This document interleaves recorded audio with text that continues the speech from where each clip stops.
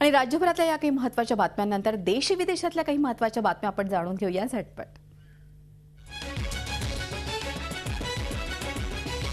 आजपासून लोकसभेचं हिवाळी अधिवेशन सुरू होणार आहे। या अधिवेशनात 12हून अधिक प्रलंबित बिलं मंजूर करून घेण्याचे सरकारसमोर आव्हान असणार आहे।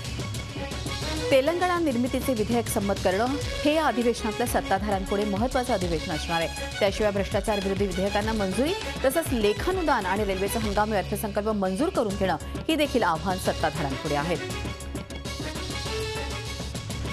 राष्ट्रपती प्रणब मुखर्जी यांच्या हस्ते देशातील सर्वोच्च नागरी पुरस्कारानं वितरण करण्यात आलं। राव हे पंतप्रधानांच्या वैज्ञानिक सल्लागार समितीचे अध्यक्ष आहेत। 1954 पासून आतापर्यंत 41 जणांना भारत रत्ननं गौरवण्यात आलं आहे।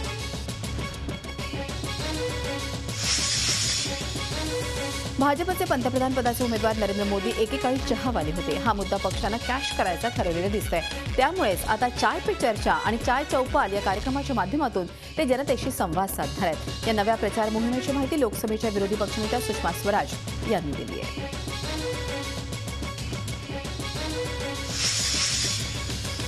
भाजप आणि आम आदमी पार्टीचे कार्यकर्ते नवी दिल्लीत आमने सामने आलेत। आम आदमी पार्टीच्या आमदारांना भाजप नेते अरुण जेटली फोडत असल्याचा आरोप आपच्या कार्यकर्त्यांनी केला।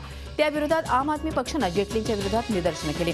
दिल्ली भाजपचे नेते हर्षवर्धन यांनी हे आरोप पूर्णपणे फेटाळले आहेत। आम आदमी पार्टी दररोज खोटे आरोप करत असल्याचा दावाही हर्षवर्धन यांनी केलाय। आम आदमी पक्षाच्या या आरोपांच्या विरोधात भाजपनं आंदोलनही केलं।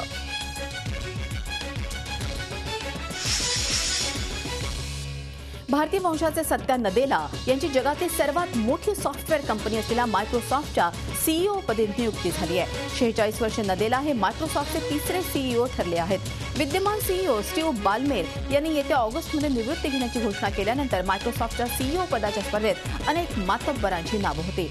मात्र आंध्र प्रदेशात जन्मलेल्या सत्या यांनी बाजी मारली असून ते ऑगस्टनंतर मायक्रोसॉफ्टचा कार्यभार सांभाळणार आहेत।